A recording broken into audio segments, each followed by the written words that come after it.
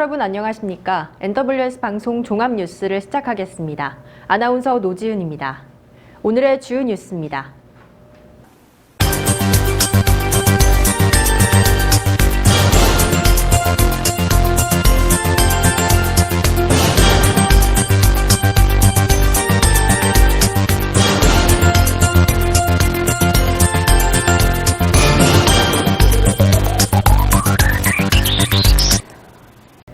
구리시의회는 30일 의회 멀티룸에서 구리시의회 의정 브리핑을 실시했습니다. 권봉수 의장은 브리핑을 통해 구리시 고향사랑 기부금 모금 및 운용에 관한 조례안은 답례품 선정을 위해 구성되는 구리시 답례품 선정위원회에 농업 분야를 대표하는 사람을 포함하여 구성하도록 수정 의결했다고 설명했습니다. 또한 구리시 공유재산관리 조례 일부 개정 조례안은 공유재산 심의회를 생략할 수 있는 기준 가격을 2천만 원에서 5천만 원으로 상향하고자 하는 사항으로 이는 중요한 심의 절차를 생략할 경우 부작용이 예상되므로 보다 효율적인 방안을 마련해 수정 의결하자는 협의가 있어 유보 처리했다고 말했습니다. 구리시는 세종 포천 고속도로 구리 안성간 공사 구간 중 한강 횡단교량 명칭에 대해 구리대교가 당연하다고 입장을 표명했습니다. 지난 29일 서울 강동구가 보도자료를 통해 고덕대교로 제정하도록 주민 서명운동을 시작한다고 밝힌 가운데 맞대응을 한 것입니다. 시는 한강 횡단교량 명칭을 구리대교로 명명하는 이유에 대해 고속도로의 지리적 위치를 운전자에게 명확히 인지하도록 해야 하는데 국토지리정보원 자료상 한강 횡단교량이 설치되는 한강의 약 87% 이상이 행정구역상 구리시이기 때문이라고 밝혔습니다. 구리시는 지난 29일 장애인 자립생활센터로부터 저소득층 청소년들을 위한 장학금 400만 원을 전달받았습니다. 장학금 전달식은 2022 장애인 자립생활센터 사업보고대회 중에 진행됐으며 백경현 구리시장과 이기수 장애인 자립생활센터장을 비롯한 관계자들이 참석했습니다. 이날 기부는 장애인 자립생활센터를 방문하는 회원들이 3년간 자발적으로 모금한 것으로 조성된 성금 400만 원은 구리시 관내 저소득층 중고등학생 8명에게 전달될 예정입니다. 구리시의회 김한슬 시의원은 25일 제319회 제2차 정례회에서 시정질문을 통해 구리시립도서관장 임명의 행정난맥상을 지적하고 개선을 요구했습니다.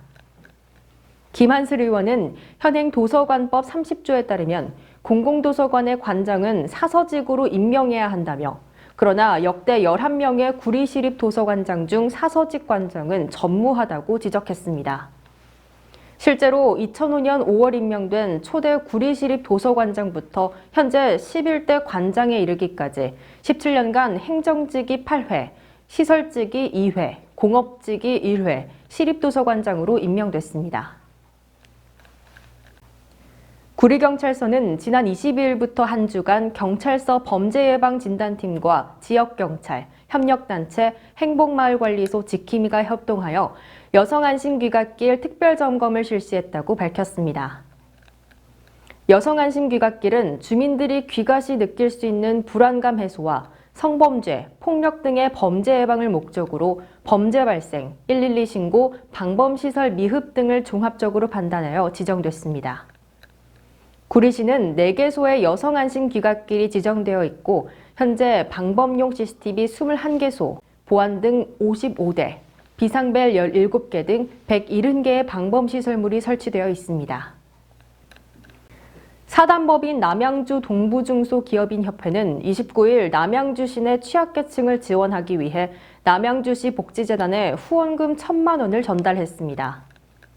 이번에 전달된 후원금은 소속 회원사들이 정성을 모아 마련한 성금으로 남양주시 내 복지 사각지대 대상자들을 지원하기 위한 사업비로 사용될 예정입니다. 김희호 회장은 지역사회의 발전이 곧 중소기업의 기반이라고 생각한다며 앞으로도 지역사회와 상생할 수 있도록 사회공헌 활동을 꾸준히 전개해 나가겠다고 밝혔습니다. 남양주시는 오는 2024년에 개최되는 제12회 경기정원 문화박람회가 다산동 중앙공원, 선형공원, 수변공원 일대에서 열린다고 30일 밝혔습니다. 지난 16일과 17일 양일간 진행된 경기정원 문화박람회 현장 심사에는 경기도 공원녹지과장과 정원 전문가 4명이 심사위원으로 참여했습니다. 주광덕 남양주시장 역시 박람회 유치를 위해 모든 역량을 기울이겠다고 약속했으며 쟁쟁한 후보지와의 경쟁 끝에 주민과의 소통과 접근성에서 큰 장점을 가진 남양주시 다산동 공원 일대가 개최지로 선정됐습니다. 고양특례시 일산 서구보건소 치매안심센터는 지난 29일 송포동 행정복지센터에서 송포동 치매안심마을 지정현판식을 열었습니다. 지역사회 도움공동체 조성을 위해 열린 이번 현판식에 송포동 행정복지센터, 지역사회 보장협의체, 주민자치위원회, 통장협의회, 바르게살기협의회, 경로당 회장 및 지역 주민이 함께했습니다.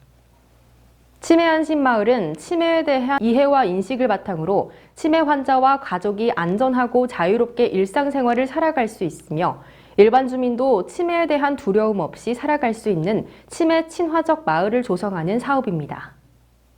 가평구는 2022년 동절기 호명호수 휴장에 앞서 올해 1월부터 11월까지 약 11개월 동안 7만여 명의 관광객이 호명호수를 다녀갔다고 밝혔습니다.